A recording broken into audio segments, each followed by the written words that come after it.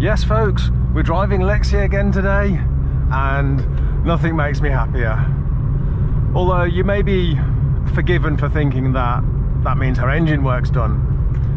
No, it isn't, unfortunately, because of course we had all those problems with the 306 to overcome first.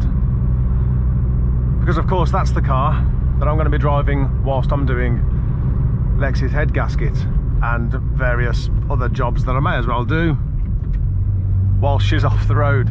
So we had all those problems with that 306, and then I made a video about it, and then the next week I find myself working on it again. In fact, I worked on that 306 right up until the day before we went to Stanford, and then the 306 did the Stanford run without missing a beat. 460 miles-ish, something like that, and he didn't miss a beat. So I think that's a fair test. I'd say I can drive him now. In fact, for the last week I've only been driving the 306. I've not driven Lexi. So in a way I'm a little bit gutted that Lexi's engine work isn't done yet, but at the same time, you know, it is what it is, and what's happened has happened. There's no point dwelling on it. But of course it does mean that I still get to drive Lexi, which, oh my gosh, she's so nice to drive. I might have said this before, I don't know, but I get in this car and the clutch is really light, the steering's spot on. There's no lag from the steering. The gear change is so smooth, you just gotta breathe near it. It's feather light, the gear changes.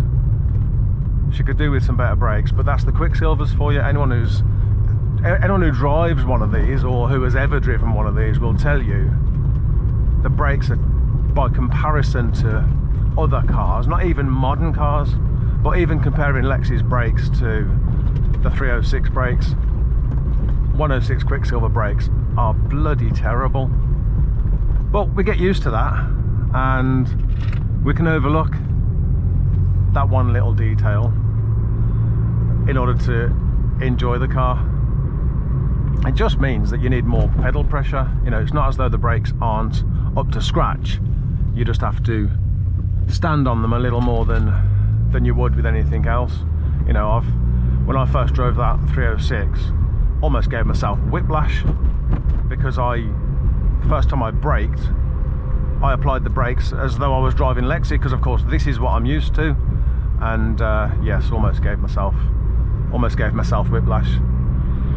So today really I should be starting Lexi's engine work, but of course I've decided, you know, let's go for one last drive. In fact, by the time this video goes up, I will have started our engine work, but I couldn't resist just going for one last drive.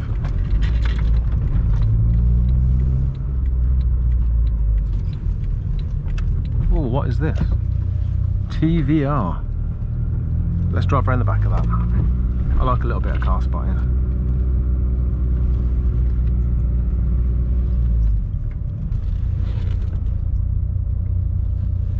Griffith. Wow.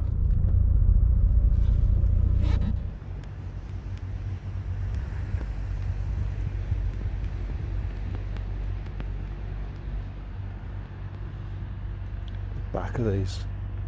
This is beautiful. They always are, TVRs. Right, that's enough car spotting for now.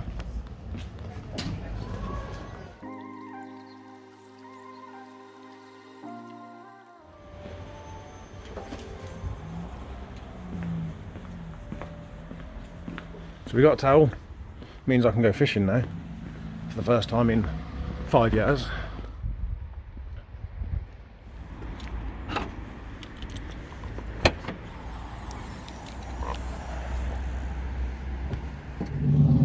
Oh, TVR's going. The sound of that thing. Wonder if we can hear him pull off.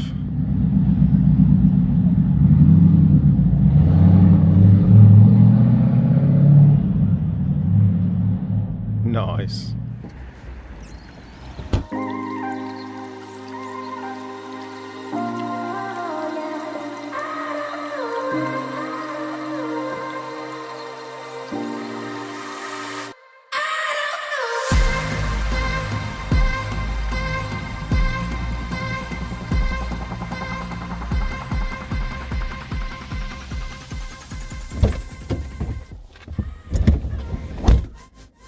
Right then, so we've got our fishing towel, so let's not go home.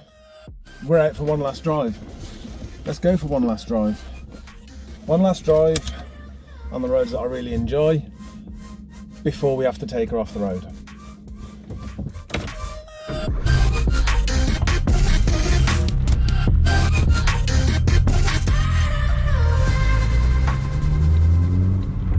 I'll tell you this much. I really didn't know what I was letting myself in for when I bought this car.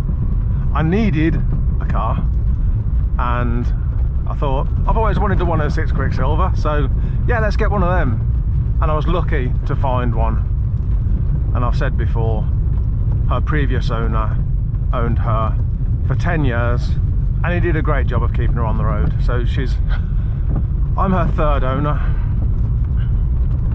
And I realised the other day that it had actually been 5 years to the day since I bought Lexi, which I think is bloody amazing.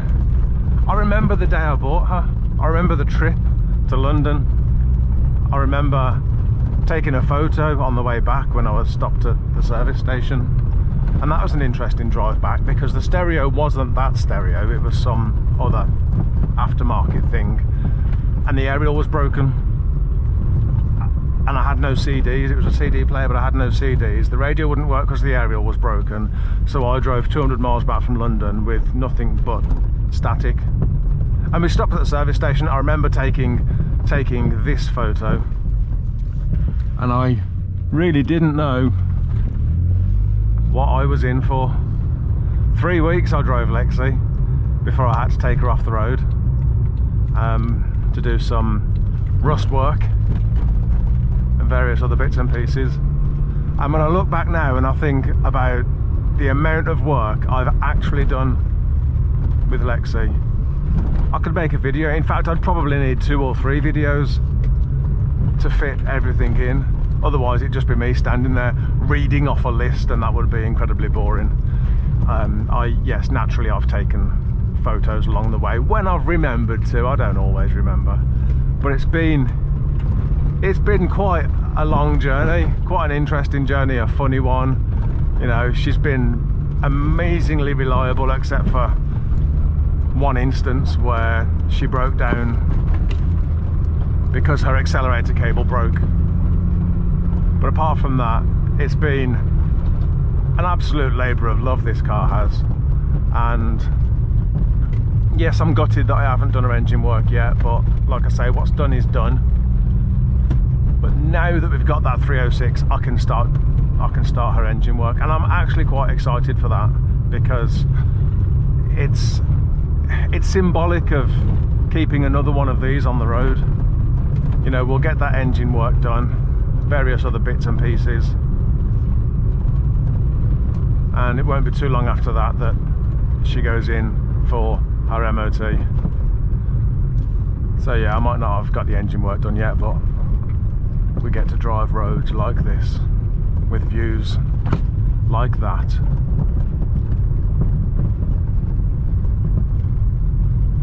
One of the people that commented on my 306 video said anyone that drives a 306 gets addicted to them, and I will say that is true. I've had 6 of them, but it's also true of the 106 and probably the Saxo, because it's the same car. But yeah, these cars are amazing to drive. They are like little go-karts. It's probably why I like them. It's why I fell in love with the Classic Mini, because they're like little go-karts. Well, we'll enjoy these roads for a few minutes and then we'll head back, and it won't be long before we make a start on her engine.